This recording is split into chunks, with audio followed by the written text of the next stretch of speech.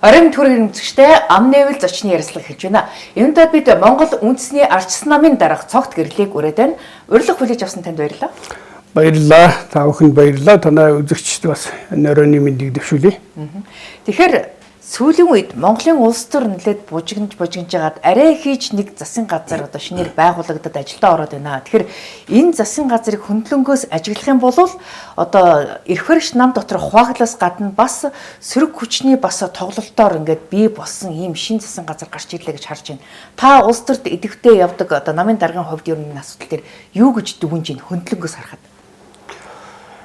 Гэхдээ яг одоо шин зүйлийг эхлэх одоо хүүхдийг хүртэл мордуулахдаа бэлэгддэг шүү дээ монголчууд.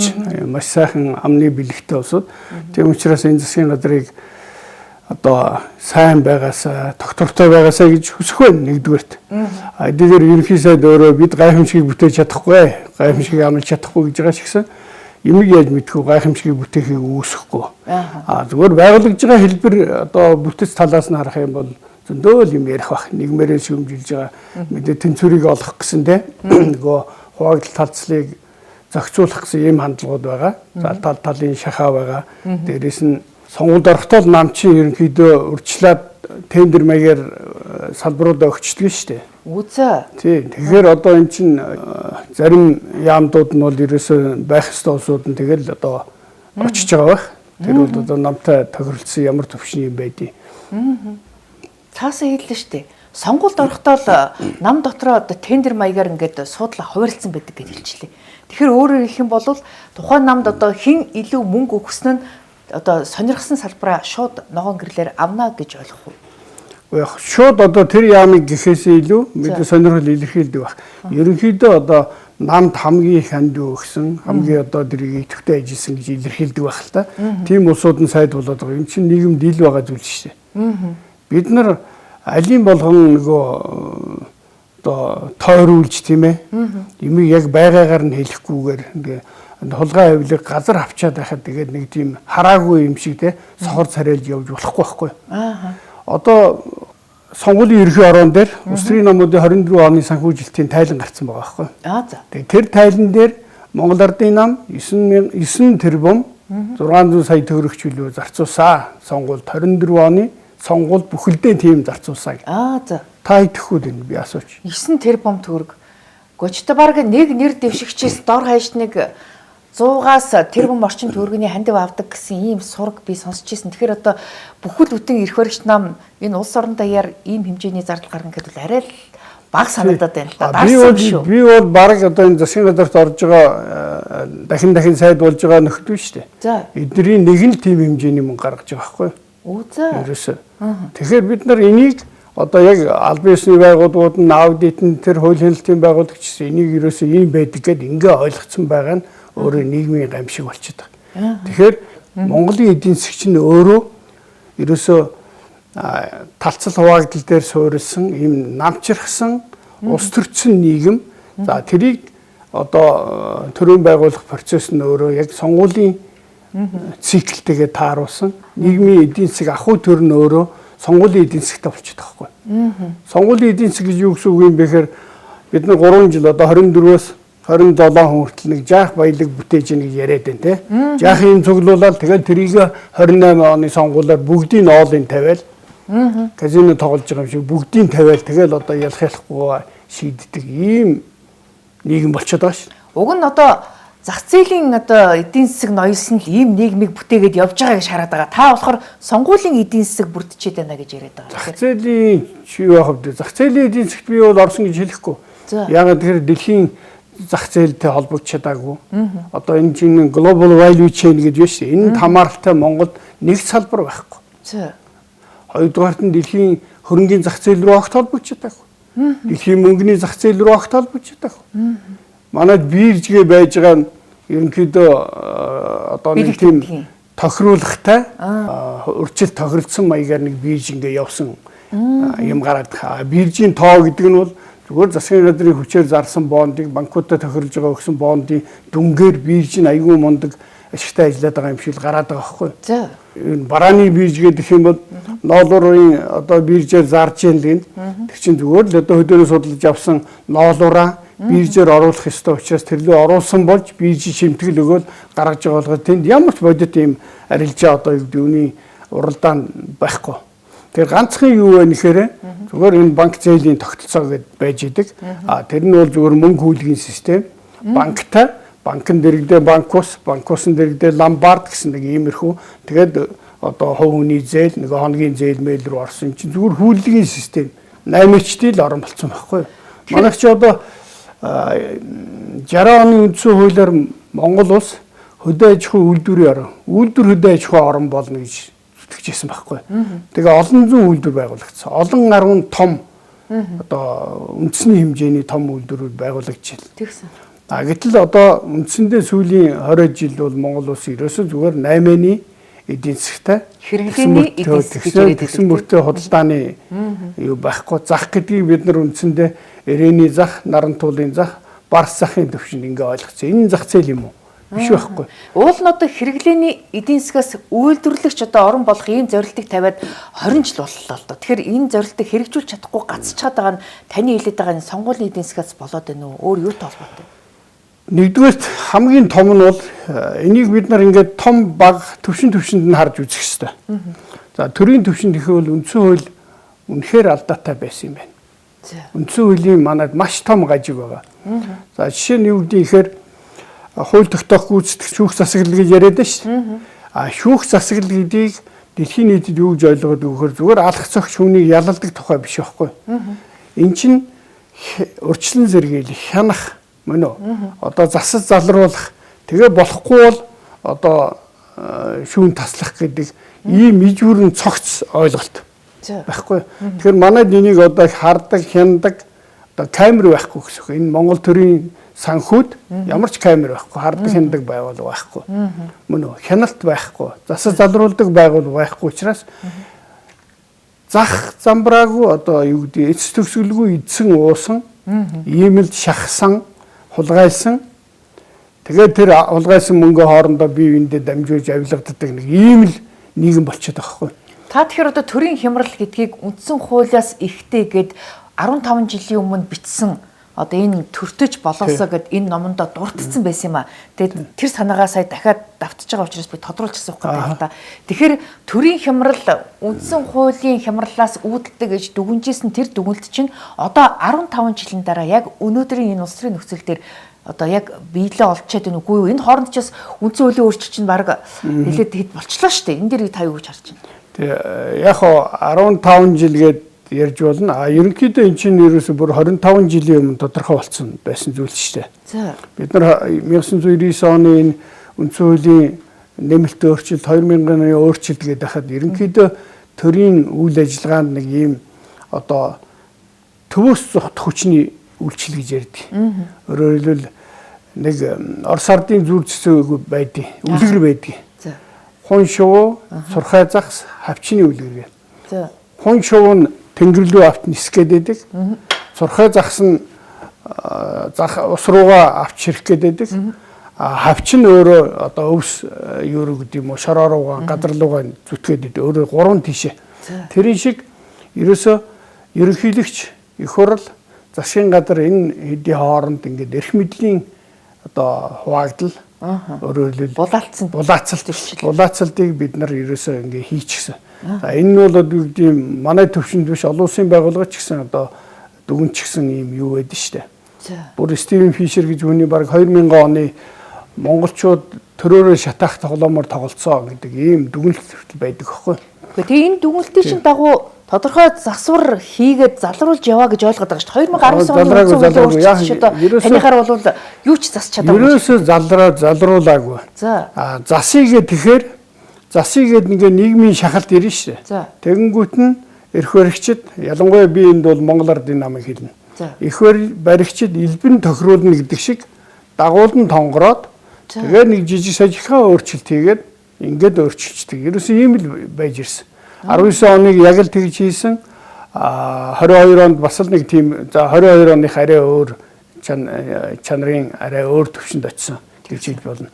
Манайд одоо бид нар яг ингээд хууль зүйн багш нар энэ олон зуун хуульчид одоо жилд хэдэн мянгаар бэлдээд юм. Манайд нэг 30-40 мянган 50 мянган хуульчид бэлтгэж явах шиг байна. Бас тийм тооны эдийн засгийн санхүүчид бэлдээд ах шиг байна. Тэгэхээр нийгмийн эдийн засаг ингээ болохгүй байгаа даа шүү. Тэгэхээр нэг гавьяат эдийн засаг яагаад дуурахгүй байгаа. Тэгвэл даган байсч болохгүй шүү. Гавьяат хуульчид энэ төрийн төр болохгүй байна нэг л бишээ гэдгийг энэ олон жил те 20 жил ингээ нийгмээрээ яриад хаад болж байна. Манайх ч ерөөсөө одоо үндсэн хуулиараа ингээ баталгаажуулсан засаглалын одоо хяналт тэнцвэр айгүй гоё хийчихсэн те. Ингээд ямар юмх нь хяналт тэнцэл байд юм бэ? Их хурл нь цагаан байшин да тусгаар тогтнолын ордонд. Засгийн газар нь цагаан байшин да. Хяндаг энэ шүүх хяналт бүх байгууллагууд нь цагаан байшинд.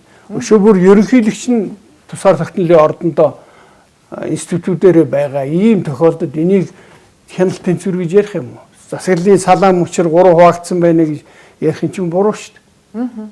Зүгээр логикийн хувьд ч буруу, онлын хувьд байж болох боловч практик дээр энэ зүгээр л ерөөсөө эрх баригч намын дотор энэ бүх байгууллагууд байгаа учраас өөрөө хуулиа батлна, төсөө батлна, мөн өөрөө захиран зарцуулна, өөрөө өөрийгөө хянана. Тийм боломж байх уу? Байхгүй үлгэр шүү. Тийм учраас Монголд одоо хамгийн чухал тавигдж байгаа асуудал бол авилга хулгайгаас хэрхэн яаж ангижрах вэ гэх. Тэхийн тулд хяндаг, шалгадаг энэ эрх мэдлийг ард түмэн өөртөө гартаа авахгүй бол эрх баригч намд байгаа бол энэ иддэг уудаг юм улам томорно. Эдийн засаг дэлхийн хэмжээгээр энэ иддэг уудаг чинь улам томрол авахгүй. Яг ил байгаа эдийн засаг өсөхийн хэрээр далд эдийн засаг яг тийм байдлаар профессионалаар өсөө яваад байгаа байхгүй. Тэгэхээр танихаар бол одоо эрх баригч намын энэ давуу эрх мэдлийг багасгахын тулд олон нийт одоо энэ тодорхой хэмжээгээр хянах эрх мэдлээ гартаа авах шаардлагатай гэж байна шүү дээ. Тэгэхээр танихаар яаж гартаа авах вэ? Бусад улс орны жишээ ямар байдгийг? За би яагаад хянах эрх мэдлийг ард түмэн гартаа авах ёстой вэ гэдэг талаас нь эхлээ ярив. Хоёулаа маш энгийн жишээ болгоод Эрдэнэс 5 толгойг. Эрдэнэс 5 толгойд хэн хяндаг вэ гэдэг үзэгдэх үү. Тэгэхээр Эрдэнэс 5 толгой компанид дотоод хяналтын алба гэж байгаа. Газар байгаа бах. Дотоод аудиторууд байгаа. Төлөөлөлдөх зөвлөл байгаа. Төлөөлөлдөх зөвлөлийн хараат ус гишүүд байгаа. За дээрэс нь гаднаас нь мэрэгжлийн хяналт улсын аудитын ерөнхий газар, дээрэс нь жил үйл гаргадаг хөндлөнгийн аудит гээд аудитын компаниуд шалгадаг. За энэний хамгийн дээд талд нь засгийн газрын хяналтын байгууллагууд тэгээд их хурлын одоо хянан шалгах хороо хяналт хийх эрх нь их хурлд байдаг. За энэний цаана нь олон нийтийн байгууллагууд хянах ёстой, мэрэгжлийн холбоо хянах ёстой, хэвлэл мэдээллийн байгууллага хянах ёстой.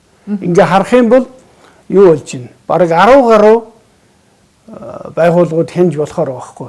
Гэтэл энэ ажиллаж гин үгүй гэдэг. Ажиллахгүй. Яагаад тэгэхээр нөгөө дотоод хянж байгаа эрх баригч нам яллаа ш. Тэгэнгүүтээ захирлын өөрийнхөө үнээр тавьчих. Менежментийн баг гэдэг бүгд өөрсдийн хүмүүсийг тавьчих. За энийг хяндаг тэр саяны миний ярьдаг бүх хяналтын байгууллагуудыг эрх баригч нам өөрөө тавьчих.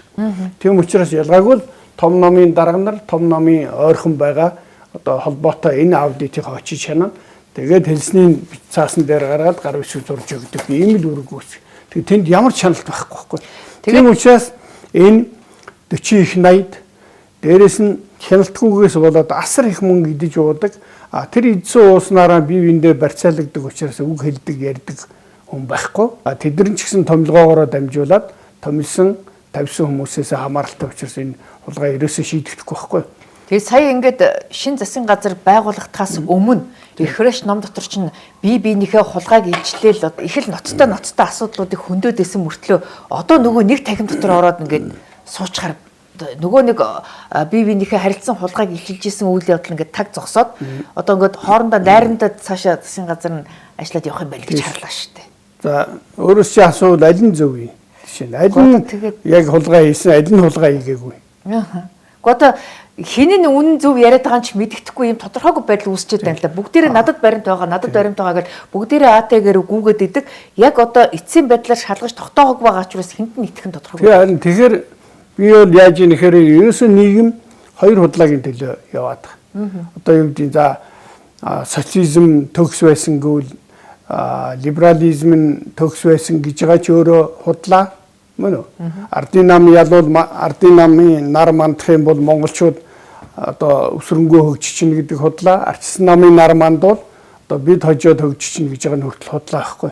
Тэрэн шиг энэ авсан уу өгсөн үү их багуу гэдгээс биш ялгаагүй адилхан хулгайчд болчиход байгаа. Яагаад тэгэхээр би хүн ярмааргүй байна. Яагаад тэгэхээр хулгай авахаас аргагүй, авилга авахаас аргагүй ийм бүр нийгмийн хэмжээ болцсон ийм улс төрийн тогтолцоотой орн байхгүй манайх. Тэгэхээр одоо бүгдээрээ хулгай хийхээс аргагүй нөхцөл байдал руу энэ тогтолцоо нь өөрөө чирээд байна гэж. Ерөөсөө том нам гэдэг одоо ардын нам гэдэг нь Монголын хамгийн том авилгын одоо хар эдийн засгийн удирдагч нь ардын нам болчиход байхгүй. Жишээ нь.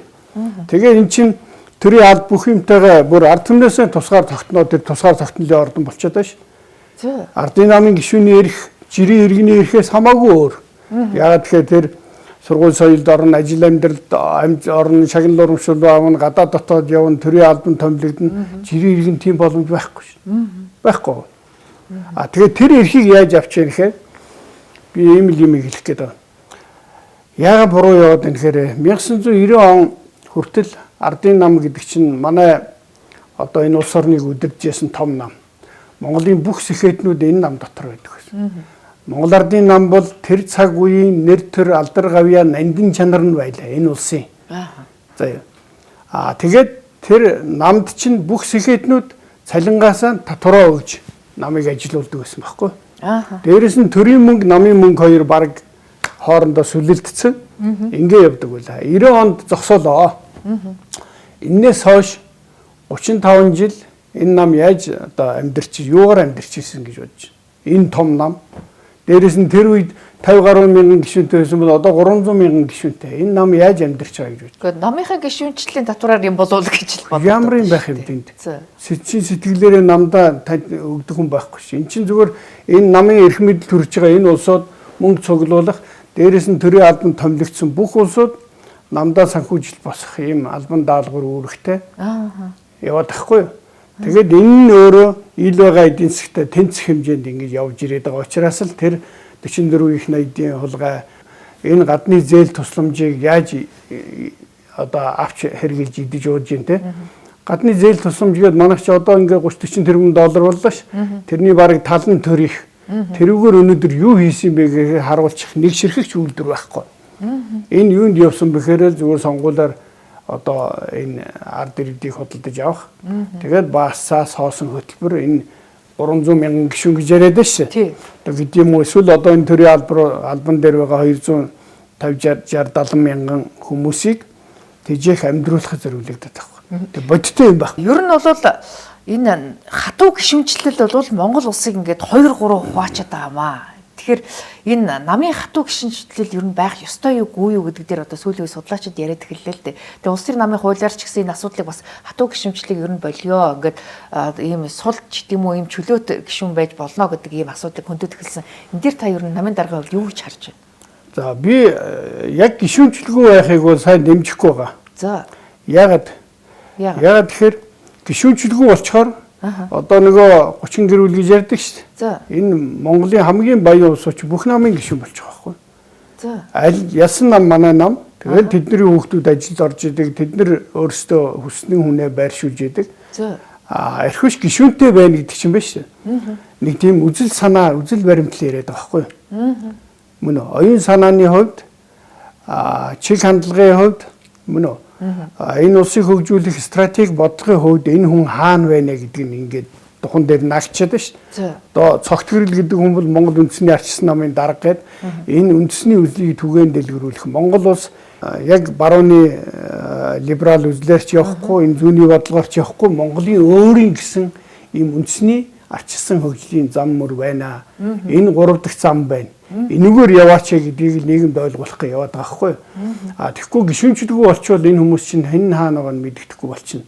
Хоорондоо муудцаад ингээд танай манай нам гээл одоо ингээд төрийн алт хүртэл ингээд улс төрчөөд эхэллээ шүү. Тэгэхээр би бол юу хэлэх гээд байна гэхээр зүгээр орон нутгийн төвшөнд орон нутгийн сонгуульд улс төрийн нам сонгуульд орох болчихоо.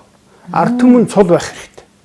Ард түмэн цул байхгүй бол одоо 500 мянгаар нь хуваагаад манай ардын намынхан байх юм бол ардын намыг дэмжигч нь тэр одоо буруу нүгэл үлдэж исэн ч тэрийг хүлцэж зөвшөөрөхөөр Тэгээд тэрийг хамгаалахаар болчиход байгаа хамгийн гол нь тэр айрмаар. Ардчилсан намын одоо энэ төр барьж исэн нөхдүүд буруудлаа ш. Тэгэхэд ардчилсан намыг би ардчлалыг дэмждэг гэдгээрээ ардчилсан намд наагаад тэгээд тэр улсуудыг хамгаалах ийм бүр хоёр фронтын болоод ардын намын ард түмэн, ардчилсан намын ард түмэн болж хуваагдаад байгаа нь өөрөө нийгмийн гамшиг байхгүй. Тэгэхээр танихаар одоо орон нутгийн сонгуульд намууд орохгүй бол тэгээд жирийн иргэд өрсөлдөн гэсэн үг. Тэгэхээр тэр жирийн иргэн ч бас ардаа намын гишүүн ч юм уу ямар нэг намыг дэмждэг болж тааруулдаг яах юм? Ялгаагүй. Тэр нь хамаагүй. Тэр бол тэр чиглэлийн нөгөө гишүүнчил бол байна шүү дээ. Аль намыг сонгох уу, үзэл баримтлал ямар үзэл санааг сонгох уу гэдэг бол хувь хүний эрх чөлөө. За энийгээ бид нар ардчилгээ ойлгочихъя. Зүгээр сумын одоо хадлан тариа бэлтгэхтэй малаа төлөвлүүлэх за тэгээд малынхаа энэ арчилгааг үйлдвэр ухсааг сайжруулах энэ улс төрийн намтай ямар хамаатай. Тийш дээ ажил шүү дээ. Дээрээс нь сонгон хайрхын дүүргийн байж дээ гэрэлтүүлэгтэй байх, хог хаягдлагүй байх, сургууль цэцэрлэг эмнэлэг нь дулаантай байх гэдэг энэ улс төрийн намд ямар хамаатай. Эн чинь аж ахуйн удирдлага байхгүй. Тийм ч учраас тэр 92 оны үндсэн хуулийг ярьж хахад 91 оны сүүлээр ч гэсэн ерөнхийдөө депутатуудын бүгд ярьж ирсэн юм бол төрөө байгуулахдаа энэ улс төрийн олон намын тогтолцоогоор байгуулах юм байна гэж ойлгоод нутгийн өөрөө удирдах ёс гэдэг бол иргэдийн байгууллага байх юм байна гэдэг. Одоо үндсэн хуулийн 59 60-д ч байгаа шүү дээ. Энийг энэ бол том гэж байгаа олон гишүүлэлтэй ялангуяа Монгол Ардын нам гүжирдээд үндсэн хууль зөрчөөд намын байгууллага болгож хувиргаад байгаа байхгүй. Тэгэхээр орон нутгийн сонгуульд намууд оролцоод байгаа нь үндсэн хууль зөрчсөн гэж тайлбарч байна. Тийм шүү дээ. Чи иргэдийн хурал гэж нэрлэдэг байгаа үстэй. Тийм. Дүүргийн иргэдийн төлөөлөгчийн хурал гэж нэрлэдэг. Аймгийн иргэдийн төлөөлөгч, сумын иргэдийн хурал гэж нэрлэдэг байгаа мөртлөө энийг намын болгочоод тэгээд хооронд нь одоо нэг сүнсгүй болтно гэдэг муудалцуулдаг. Тэгээд нөгөө сумын ард иргэд найз нөхөд ахын дүүсийнхээ байгаа хэдийн юмыг бүгдийг баасаас болгож хайдаг. Ийм юмыг би сонгуулийн эдийн засгт нэрлэдэг байхгүй. Энд чинь ээлжлээ. Тэгээд нэг нам нь төр барьж гаад нөгөөх нь гарч ирэх юм бол нөгөөдөлөө бүгдийг давтаад бүгдийг хөөж гаргаад гудамд гаргаад тэгээ бүгдийг АТГ руу явуулчихна. Мөн үү? Ойр орчимд байсан тусал дэмжээс улсуудын одоо бизнес юмыг хавчих байдалтай.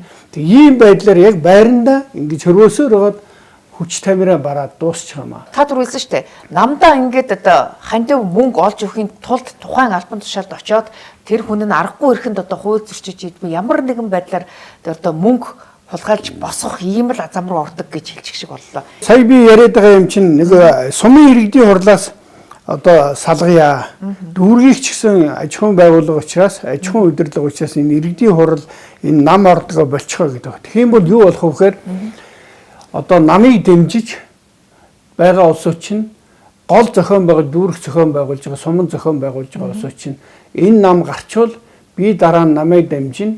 Тэгээ би энэ сумаа удирдана гэсэн ийм горилго хийгээд байгаа хгүй юу. Хариу сумын орон нутгийн иргэдийн хуралд нам оролцдог болчих юм бол айжимдаа хүмүүс чинь сумандаа намгүйгээр найрсгаар амьдэрдэг ийм юм руу орчих واخгүй. Сая Мөнхбат авраг их гоё үг хэлж илээ ш. 100 жил болсон сумууд 100 жил гээл ингээл хөөрөөл баярлал хандив цуглуулаад идэж уугаад ах юм. Яг 100 жил болчиход тэр суманд ямар амьдрал байна. Ямар үйлдвэр, ямар бүтээлч юм байгаа. Тэ? Тий. Юугаар гайхуулах гэдэг модон жорлон хэвээрэл байна. Ерөөсөө үйлдвэр аж ахуйн газар талхны цех сүүн завод энтергээд байсан сумдуудад одоо байхгүй ш 30 жил юм. Энэ 30 жилд сумдуудад юу болсон гэж 3 колок 30 архины дэлгүүр нэмэгдсэн байхгүй. Улс даяараа 10 мянган хоршоо байгуулад энэ одоо уламжилт аж ахуй амьдрал энэ одоо хүн сөдөө аж ахуйн салбар маш хөгжөөд экспортын орн болчих байсан бол зүгээр 10 гаруй мянган архины дэлгүүртэй л болсон улс байхгүй. Энэ чи бодит үн шүү. Одоо бид нар үннээр нь хэлж яахгүй бол төөрөлдөд байна. Төрөгүй байгаа гэдэг дүгнэлтэнд хүргэсэн 3 гол шалтгаан байна гэж тайлчлаа л дээ. Тухайлах юм бол засаг захиргааны нэгжийн буруу хуваарлалт. 2-дугаарт бэлэнчлэх сэтгэлгээ. 3-дугаарт архинд суурилсан төсөв. Энэ 3-аас болоод Монгол улсын хөгжил өнөөдөр гацчаад байна. Төргүй юм шиг болчиход байна гэдэг асуудал хөндлөө. Тэгэхээр би архинд суурилсан төсөвг яагаад нэрлэж өгч гайхаадсан ч та сайн хэллээ. Бид нар коммунист нийгмээс социалист нийгэм рүү орсон шүү дээ. Тэгэхээр коммунист нийгмийн үеийн хамгийн гол төсөв бүрдүүлдэг юм арх байсан байхгүй. 8 нэрийн бараа гэдэг дотор чи арх ордог байсан шин. Картаар өгдөг байсан шүү дээ. Тэ? Одоо гурил будаа, урамдын тос давс мах гэд өгдөг юм чинь арх байдаг байсан байхгүй хоёр ширээ. Тэр арх хамгийн үнэтэй. Тэгээд тэрний татвар чинь одоо төсөв бүрдүүлэх одоо нийгмийн юу гэдэг хүмүүс цалин авчиж шээ. Цалин аваад цалингийн түгээлт өөр одоо ямар урамшуулал ямар байдлаар гарсан мөнгийг буцааж хураадаг арга чинь нэг систем арх. Тэгэхээр бид нар яг тэр коммунизмоос үлдсэн юмнууд нь төрийн дээрээс намыг хэвэрнгийн аваад үлдсэн. Төсөв бүрдүүлдэг энэ технологи юм хэвээрээ үлдсэн. Бэлэнчлэх социализмын үеийн бэлэнчлэх сэтгэлгээ байна шүү дээ. Одоо хүмүүсийн бүтээлч мөн одоо инноватор гэдэг юм уу санаачлагч тэгээд үр дүн урамшуулдаг энэ системүүд байхгүй байсан учраас тэр бэлэнчлэх сэтгэлгээ юм чи хэвээрээ яваад тахгүй. Японд одоо Токугавагийн үе гэж байсан. Одоо энэ Мэйжигийн хувьсгал энэ Японы их шинжлэлийн 1860 хэдэн оны тэрний өмнөх одоо Японы үндэсний үзэлгээд түүх энэ төрийг оруулсан ном байна л да. Тэн дээр яаж ийм гэхээр энэ зөвхөн ямар ч бүтээл хийдэггүй, юм санаачилдэггүй, хийдэггүй зөвхөн одоо юм энэ хоёрын дундаас үнийн зөрүүнээс ашиг олдог ийм улсууд чинь нийгмийн хамгийн адгийн хүмүүс гэж үздэг юм байна. Тэгэхээр бид нар яг одоо тэр хүмүүсийн амьдрах гэж байгаа улсуудыг буруутгах аргагүй ш. Төр нь өөрөө бүтээлч биш. Бүтээлч төр, нураагч төр гэж ус байна. Тэгээ predator state гэдэг нь одоо манайх болчиход тахгүй. За энийг би энэ 2014 онд гаргаад тэгээ юм календар хийгээд энэ төр засгийн улсууд их хурлынханд сайд нарт энэ төр тараадаг болоод уламжил тогтоод байгаа. Тэгээд үндсэн санаа нь юу гэхээр энэ хөгжлийн хүрдгээд энэ цагиргүй шин. Ерөөсөө монголчуудын мянган жил ахуй амьдралаа удирдах гэсэн эдийн засгийн амьдралын одоо хүрд байхгүй юу? Жилийн одоо 365 хоногийг одоо эдийн засгийн хүчлэлтэд хуваагаад 365 хоног 12 сард одоо бид нар ямар ер нь эдийн засгийн амьдралтай ингээд одоо ухаандаа 4 сар гэдэг чинь яг ноолорын сезон явж байна. Тийм бэ. Эд ноолорын сезон мал төлөлдсөн тий. За одоо ингээд хаврын газар хагалж хаврын тариалалт тий үрсэлгээндээ орно. За тэгэнгүүт мал төлөлдсөн учраас энэ цагаан өнгөтэй энэ сүү яваад байгаа. Сүүний улирал эхлэв ш. Монгол улс чинь маш их одоо нэг 800 сая тонн сүүний нөөцтэй орно гэж яригд. За тэгэнгүүт 6 сар гээд энэ ноосоо бэлдэнэ. Дараа нь эрт ургацын ногоогоо бэлдээд ерөнхийд тариа хураалт руугаа ингээ 89 сар гээд орж эхлэн тий 9-10 сар. За ингээ мах бэлтгэл байгаа. Мах бэлтгэхээр цаа талд нь арьсшир бэлтгэх гэдэг энэ саарл өнгөтэй.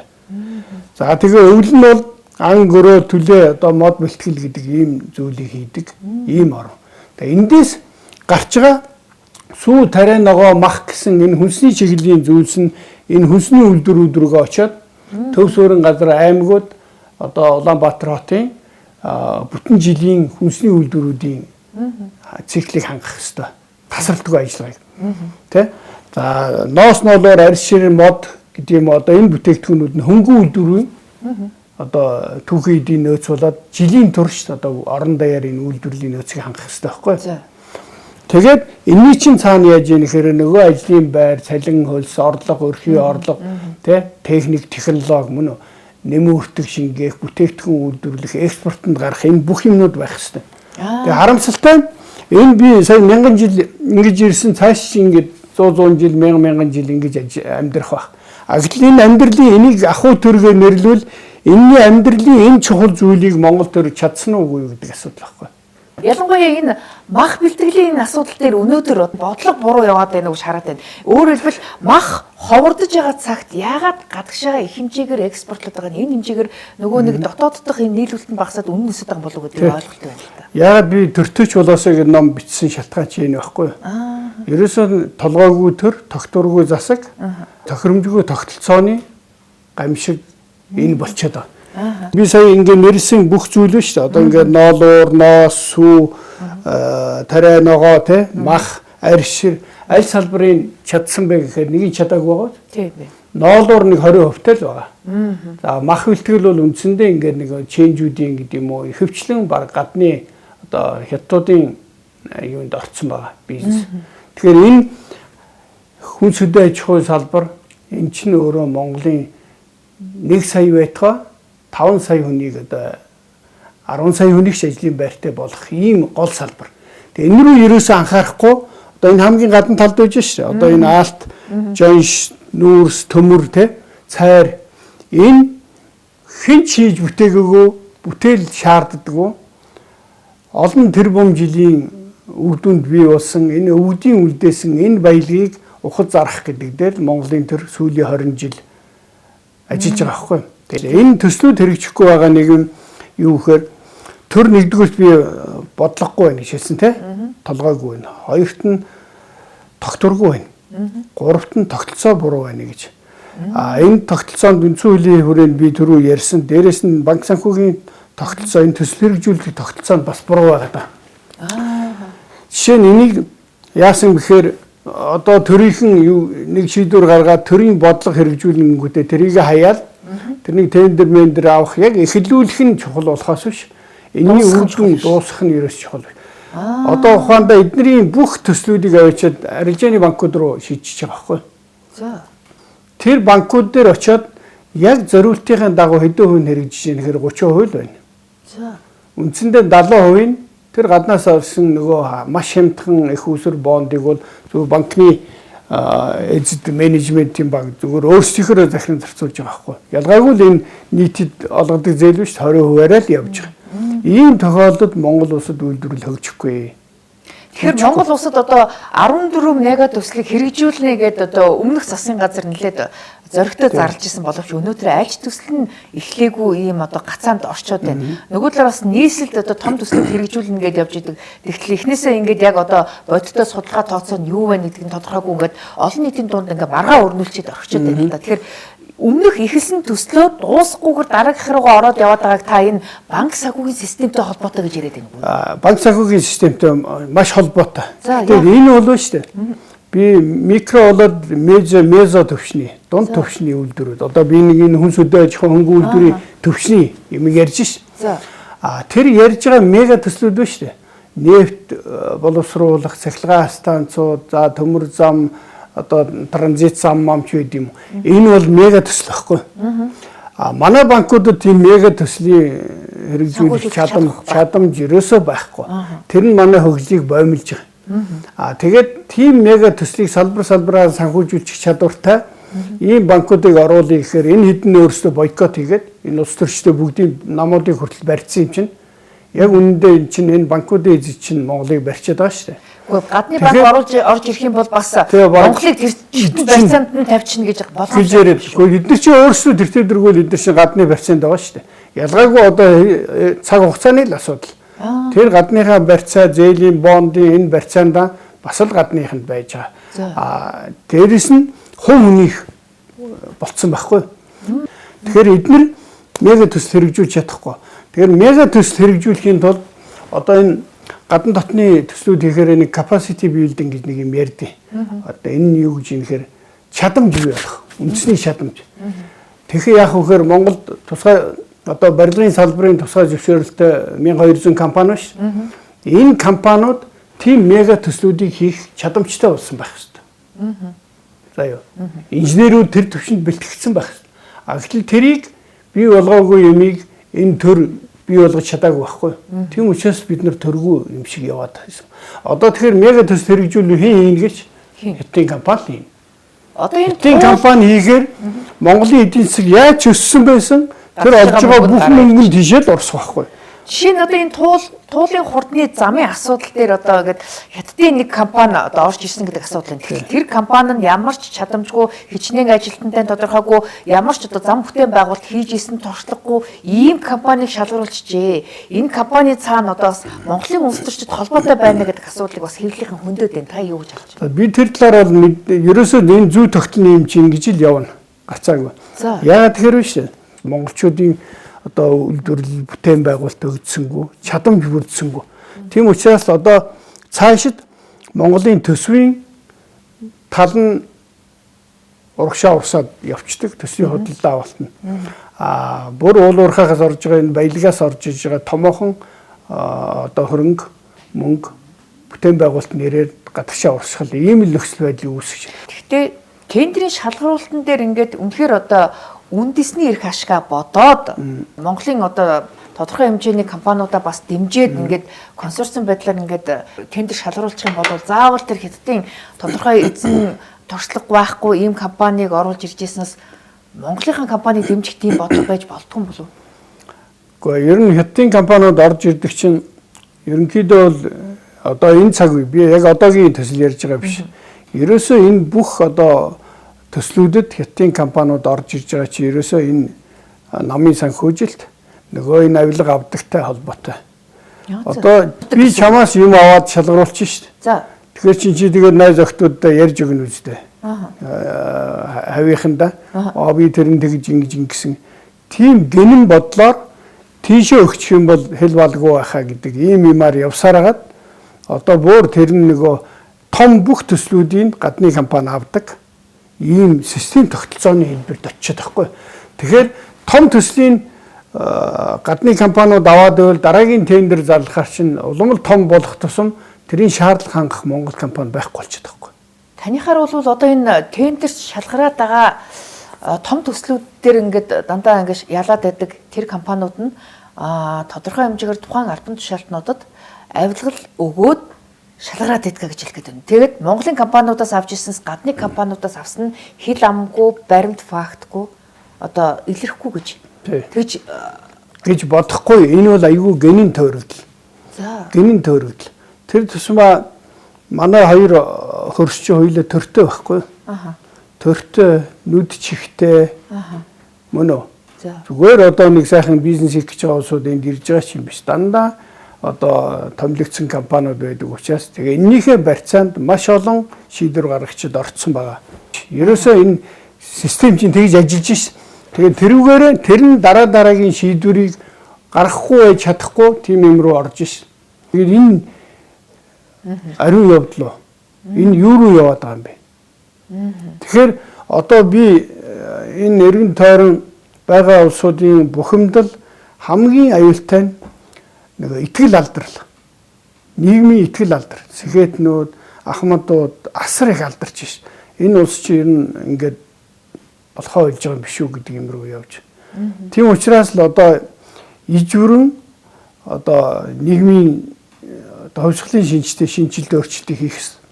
Одоо энэ шинэ удирдлагуудад ялангуяа учрал дарга энтерт ямар үүрэг байна гэхээр монголоор нь авч үлдэх энэ төрийг нэг ажиллаж чаддаг төртэй болох мөн үү улс орон хөгжиж энэ ард иргэдийн амьдрал монголоор хөгжих хэрэгтэй.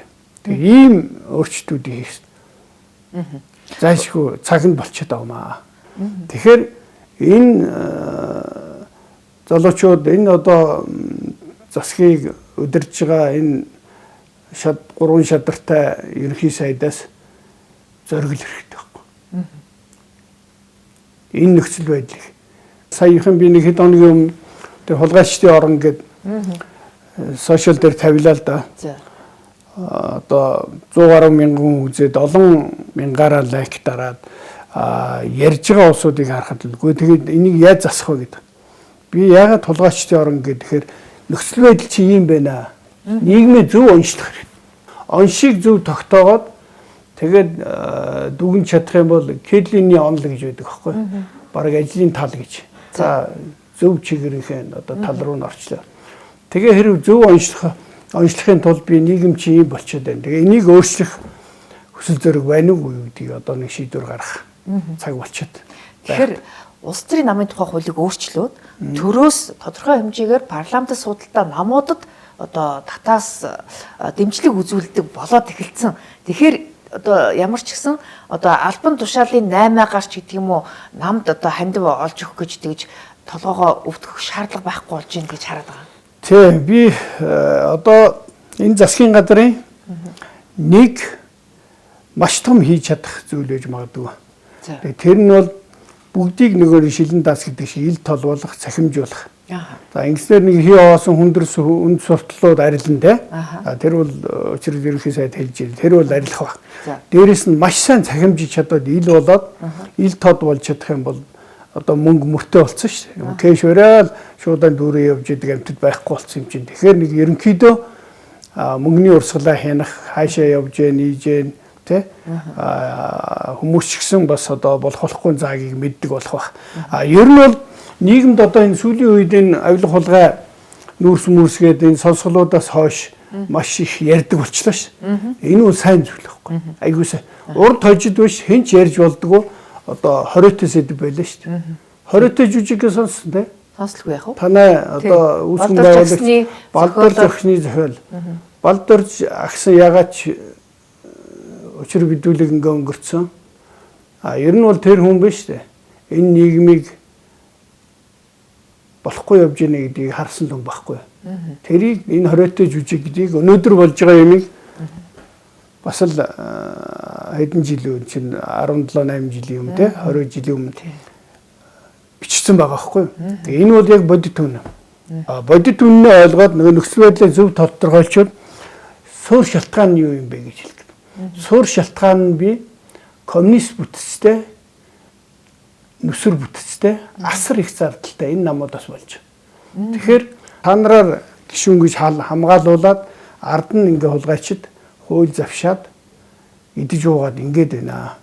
Мөн арчсан нам яг адилхан. Одоо 500 мянган гишүүнтэй болно гэж яваад байна шүү. Эн чинь зүгээр нийгмийн талцууж хувааж байгаа маш хохиролтой. Гол асуудал бол ард түмэн цул байх нэг гэж болохгүй. Ардын намын арчсан нам гэж хуваагдахгүйгээр ард түмэн одоо доороо гэж хэлээ дээ. Яагаад тэгэхээр эн чинь энэ намын давхарч чинь шал өөр каст үсчихэд шүү. Тэгээ ард түмэн цул болчих юм бол бүгдээрээ хэн чадна. Энэ яаж, тэр яаж. Одоо тэгэхгүй хоёр хэсэг учраас чи өөрийн намын хүн ярьж байгаа юм бол нүдэ анж хамгаалчаад өрөөлийн нам байх юм бол тэрлүү одоо дайрдаг нэг ийм хуваагдал үүсэт. Тэгээ энэ хуваагдлыг байхгүй болох нь аюул чухал. Тэгээ би юу хэлж ийм гэхээр коммунист бүтцтэй нүсэр энэ зардалтай, асар их зардалтай энэ намаас татгалзах арга нь бол орон нутгийн сонгуул бүх сумдуу санаачлаг гаргаад намгүйгээр шаардлага хангасан хүмүүс өөрсдөө нэрээ дэвшүүлээд тэгхийн бол сумд энэ сонгуул зардалгүй болно. Хуваагдах хэрэггүй болно. Бодлого чигээрээ үргэлжлэнэ. Боловсон хүчин тогтвортой байна. Мөн үү? Энэ хавтгаарсан архитал хийрхэл намчирхал энэ юм байхгүй болчихно. Дээрээс нь та нарын нэрийг барьж нөгөө мөнгө цуглуулах шаардлага ер нь намын санхүүгийн хэрэгцээ нь эрс багасчих واخгүй. Гэхдээ одоо тэгээд таны хэлснээс эсрэг яваад байна л да. Арчилсан нам гэхэл дотоод сонгуул гэж сая одоо ингээд орон нутгийн хэмжээнд удирдлага авах гал нэлээд ширүүхэн тэмцэл хийлээ. Тэгээд ардын нам ч гэсэн бас одоо нийслэлийн одоо намын дарга нь хэн байх вэ гэж бас л ингээд толгилцоод байна. Тэгэхээр ер нь бол намууд ингээд орон нутгийн хэмжээнд эрх мэдлээ алдахгүйгээд ингээд тэмцэлж байгаа нөхцөл таны саяны одоо асуудал биелэлээ болоход хэцүү дээ. Тэгээ хэцүүгээд бид нар хоошоо байж болохгүй.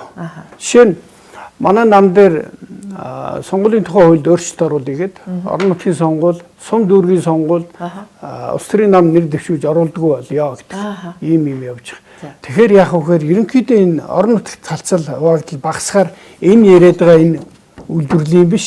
Энэ анхан шатны үйлдвэрүүд маш сайн хөгжинэ.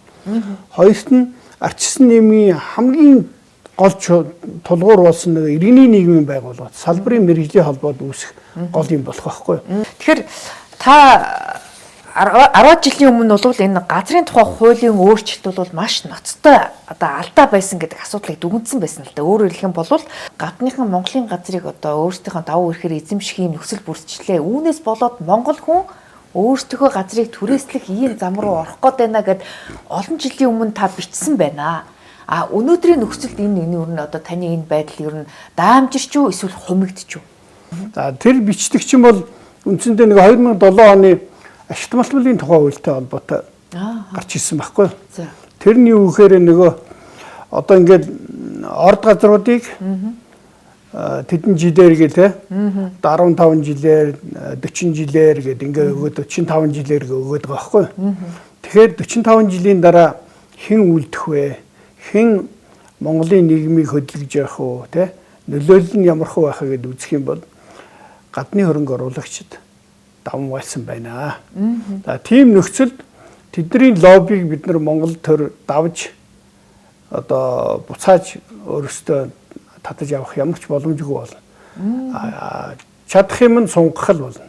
Тэгээ сунгаад ингээд одоо юу гэдэг 45 жилээр өгсөн дахиад 20 жилээр сунгах юм бол үндсэндээ 100 жилийн дараа яах вэ гэхээр глобал ертөнцийн баг Монгол хүн хаана амьдрах нь сонирн биш юу гэдэг дэлхийн нийтээр баг нэг паспорттай тий хэл хязгаар гэж байхгүй ингээд болох юм бол үндсэндээ монголчууд яах вэ гэдэг ийм асуудал гарч ирнэ.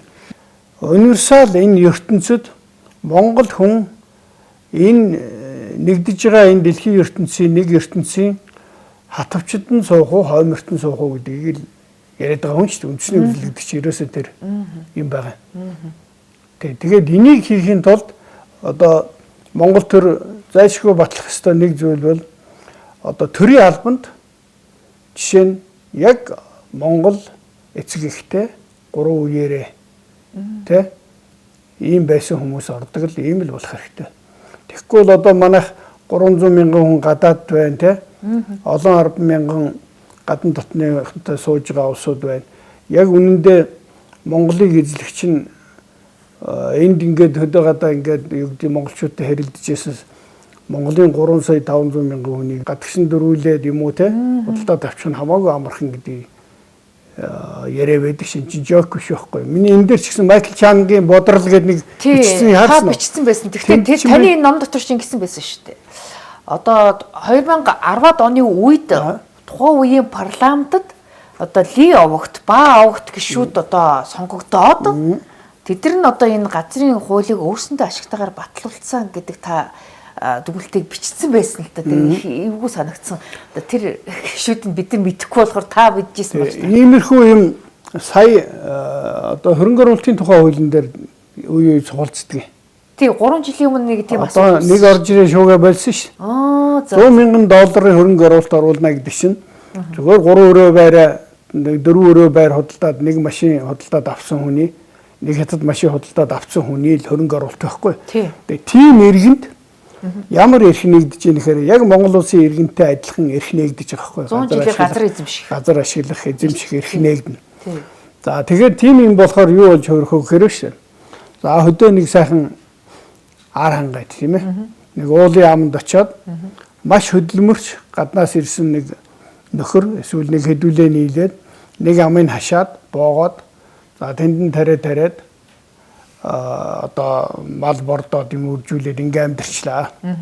За тэгэнгүүт нутгийн иргэдүүд бухимдсан шүү дээ. Тий. Нутгийн хэдийн нөхдүүд бухимдаад ирэхээр тэр хооронд ямар харилцаа үүсгүүгээр одоо нэг ташуур жотооны асуудал хоорондоо ингээ үүсгэд Монгол төр хэнийг хамгаалах хэрэгтэй болох вэ гэхээр тэр хуулиараа тэр хөрөнгө оруулсан хүнийг хамгаалах хэрэгтэй болчих. Оо за. Тэгэхээр одоо Монгол иргэдийн талд биш гадаадын тэр одоо Монголын газрыг эзэмшигч гадны иргэдийн талд л үйлчлэх гэдэг юм байна тийм үү? Яг шууд үйлчилж яах гэхэд хэцүү. Гэнэн бодлоор хөрөнгө оруулалт нэмэгдэнгээ бодоод байдаг. Гэвтэл яг бодит амьдрал дээр хөдөө яаж буух вэ гэхээр би тэр хэлээд байхгүй. Тэгэхээр Монгол хүн яг ингэж амьдрч болно. Харамсалтай нөгөө миний бэлэнчлэх сэтгэлгээ, энэ халамжийн бодлого, энэ юм чинь ингэж ажиллахгүй. Тэгээд төрн толгойгүй, докторгүй байхаар дагаад тэнд чинь ерөөсөө хийж бүтээх юм бүтэц сэтгэлгээ юм өрнөхгүй байгаа байхгүй. Азар энэ хууль тухайн үед батлагдаагүй. Тухайн үеийн улсын хурлын дарга асан Зандан шатар энэ хуулийг одоо зогсоож ирсэн. Одоо дахиад орж ирэхэд цухалцаад байгаа харагдаад байгаа юм л да. Хөрөнгө оруулагчдын эсрэг биш. Тэр босго бол зайлшгүй байх ёстой. Хөрөнгө оруулагч хэмбэ гэдгээ аягүй сайн тодорхойлох ёстой. Тэрнээс энэ үүргэвч үүссэн төдөөгүй тэнээ явж байгаа нөхдүүд бол ерөөсөө ч үүргэвч юу биш. Хөрөнгө оруулагч биш.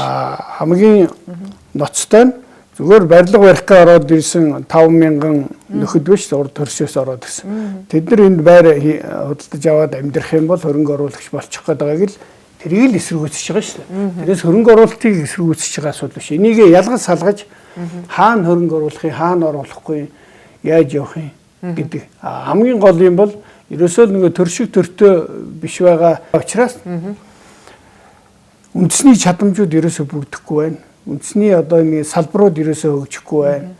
Тэгээд арчил хөгжихгүй байна. Би хоёлаа нийслэл дээр жишээ болгоод ярил л. Нийслэлийн хамгийн том өндөрлүүд юу вэ? Утаа төгжрөл хоёр ш. Энэ төгжрөл чинь энэ сая хүн төгжрөх тухай ойлголт ерөөсө бусад оронд бол энэ бол инээдмийн зүйл байхгүй. 30-аад сая хүнтэй Мексикот зүгээр дахиад болоод байгаа шүү. Токио одоо 25-6 сая хүнтэйг би сая нэг 7 хоноод ирлээ. Тэнд ямар төгжрөл алга. Тэсэдэргүү 30 жилийн ардын нам удиржсэн учраас ямар төлөвлөлтгүй газар олгоод тэгээд зам барих, дэд үтс барих юугүй болгоод ингээд замбраагүй болчихгүй бүх гудам цементийн ширэг болгоцсон. Бүгдийг бөглөө хийц. Тэгсэн. Тэгээ одоо тэрийг чөлөөлөх гэхээр эсвэл юу гэдэг холбоотой сонирхлын зөрчил үүсэх гэдэг. Эсвэл ямар нэг байдлаар авилга өгөөд авцсан учраас буцаад нэнтгэхтэй. Тэгээ чөлөөлж чадахгүй ингээд зүгээр зам тавих газараа чөлөөлж чадахгүйгээс болоод гол дөгөрөө зам барих гэдэг юм руу очиод тахгүй юу. Танихаар тэгээд одоо туулын хурдны замыг барих юм бол Улаанбаатар хотын төгжрөл 30% буурна гэдэг Нямбатар даргын үгэнд итгэж гинүү та? Тэр буурахгүй. Би чинь инженер хүн, инженер эдийн засгч хүн. Хуульч хүн. Туулын хурдны зам бариад тэгээд буурна гэж байхгүй. Яг тэгэхээр даваадлыг үгээлээ шээ. Junction хэд байгаа, ордог гардгийн хэд байгаа гэхээр айгүй цөөх юм бэ. Тэгэхээр энэ амин судастайгаа холбогдохгүй. Хамгийн сонин ярьсан юм 165 км/цагийн хурдтай явж болох ийм зам гэсэн байхгүй. Энэ чинь зүгээр трансмагистрал буюу сүнгнээд өнгөрдөг Улаанбаатар дундуур өнгөрөөл явах юм тийм үү? Тэрнээс төгжрөл арилгах тийм ачаалал авах зам. Ачаалал авах зам биш болчиход байхгүй. Тэгэхээр ийм замууд бол ерөнхийдөө дандаа хотын гадуур байх хэрэгтэй. Ер нь тэгэхээр уг нь богдуулынхаа урдуур гэжсэн тэр тараасаараа хийчихвэл зөв байсан. Зүгээр яг Нямбатар зайлуул ингээл дөрвүү зүтгээл нэг хийчих гээд ингээ оролдоод ахшгүй. Гэхдээ энэ өөрөө олон юмыг дутуу ойлгоод байна. Ингээд болж яах гэж бодоод явах. Жишээ нь сэл бодхон биш үү?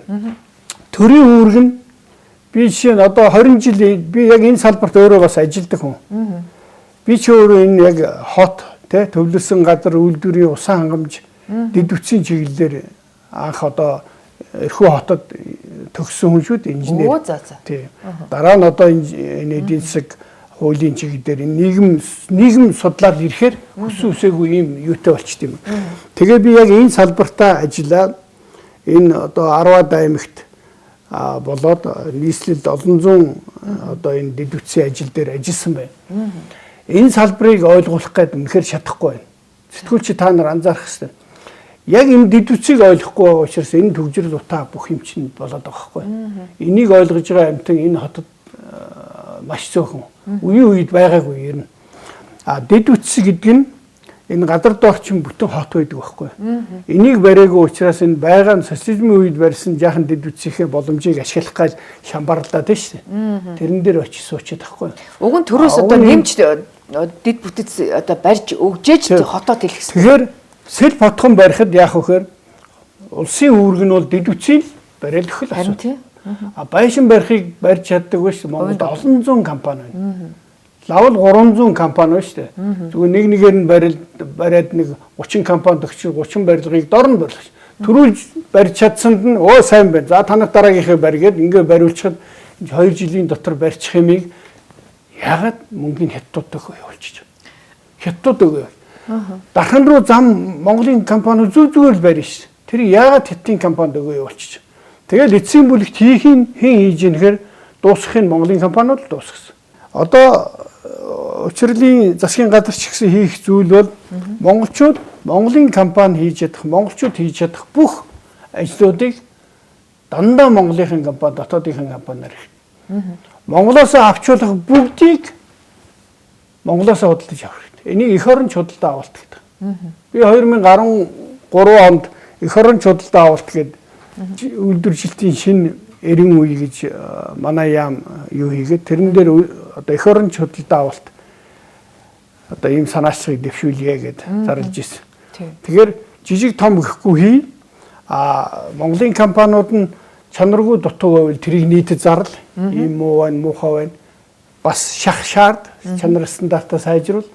Тэгжээж энэ улс хөгжихөөс биш бүх мөнгөнд гадагшаа урсдаг байх юм бол бид нар 3 сая 4 сая хүн чинь тэгэл яг нүүрснийхээ ногдол ашгаар амьдрал ингээл юу ч хийдэггүй нэг юм л усууд.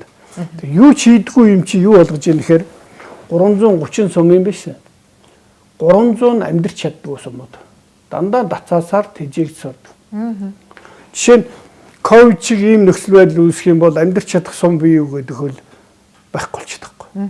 Бараг л. Тэгэхээр танихаараа сумдыг нэгтгэх ёстой гэдэг асуудал ярих гэдэг. Нэгтгэх биш. Хөрөнгө оруулалтыг оновчтой хийж социализмын үеч аягүй зөв хийдэг байсан шүү дээ. Аймаг болгонд нэг 2-2 ч юм уу сум дундын төв гэж байсан. Дандаа 10 жилийн сургуультай. Тэрийг л хий. За. Энэ Монголын боловсролын систем чинь зарлагын боловсролын систем болчиход байхгүй. Орлогын боловсролын систем. Амьдрч чаддаг бүтээлч санаачлагтай тийм ийм хийж үтгэх тэмүүлэлтэй, өөртөө ихтэй ийм хүмүүсийг бэлдэх хэрэгтэй байхгүй. Тэрнээс зүгээр юу гэдэг төрсөн өдөр тэмдэглэж баар саваар хэсчихсэн. Тэгээд хагас дутуу нийгэмдсэн. Халтар хултар англи хэлтэй. Тэгээд хаач очиод амьдрчих ийм хүмүүс чи юу хийх юм гадаа тар ажиллаж л хийж. За. Тэгээд үр дүн нь яаж юм гэхээр Монгол Улсын их сургууль физикийн факультетээ хааж явах шийдэ. Физик, хим, кибернетик те одон орон судлал яагаад энэ рүү ингэж эн чинь энэ шүү дээ. Төр байхгүй, төр толгойгүй, докторгүй болохоор ийм юм руу л очдөг байхгүй. Тэгээ энэ рүү яагаад ийм болгоод байна гэхээр тогтолцооны гажигаад гэж байна. За ингээд бидний ярилцах цаг энэ хүрээд өндөрлөж байна. Ингээд бидний урилгыг хүлээж авч дэлгэрэнгүй ярилцлаа гэсэн танд баярлалаа. Тэгэхээр Монгол улсын эдийн засаг томрохгүй байгаа, төр нь хямраад байгаагийн гол шалтгаан нь өнөөдөр тогтолцоондоо байна, үндсэн хуулиндаа байна гэдэг асуудлыг та бас хүндэж байна. Дээрээс нь ирэх барьж байгаа намуудын бас удирдлагуудаас ч бас хамааралтай байна гэдэг асуудал ярьж байна. Тэгэхээр энэ асуудал дээр та бас өөрийнхөө санал бодлыг бас тодорхой төвшөнд бас хүргэж байгаа юм байна. Тэгэхээр таны саналыг бас хүлээж авч бодлогодоо тусах байхаа гэж найдаж байна. Таны цаашдын ажилд амжилт хүсье. Баярлалаа. Та бүдгийн ажилд амжилт хүсье. Ой болох гэж байгаа гэсэн 30 жилийн өмнө. Тэгэхээр 25 телевиз өнөөдөр сонин гэдэг чинь бол яг Монголын энэ нийгмийн амьдрал бол үнэхээр толин байж, тусгал нь байж, чиглүүлэгч нь байж ирсэн. Одоо энэ сошиалын орон зайд тэсэж давж гараарэ. Тэгээд одоо соён гэгэрүүлэх энэ чиглэлг бол ялангуяа сэтгүүлчдийн хувьд нийгмийн урд нь гарч зөв зүйл рүү чиглүүлж явах хэрэгтэй. Өнөөдөр нэг хар PR-аар амьдарч, шар PR-аар хоололдог болсон энэ үед сэтгүүлчид гэгээлэг өөдрөг урд нь явахгүй бол зөв эерэг сэтгэлтэй байхгүй бол нийгэм энэ хар бараанаар чи хооллоод итгэл алдрах юм байдалтай болж байна те. Тэгээ ийм үед одоо та бүдгийн ирээдүйн ажилд одоо өндрөөс өндөр амжилтыг хүсье өрөөё. За баярлалаа. Тэр өрөөл Батар шултгай. За манай энэ удаагийн ам нээвэл зочны ярилцлагаар Монгол үндэсний арчсан намын дарга цогт гэрэл оролцлоо. Анхаарлаа тусан үзэгч та бүхэнд баярлалаа.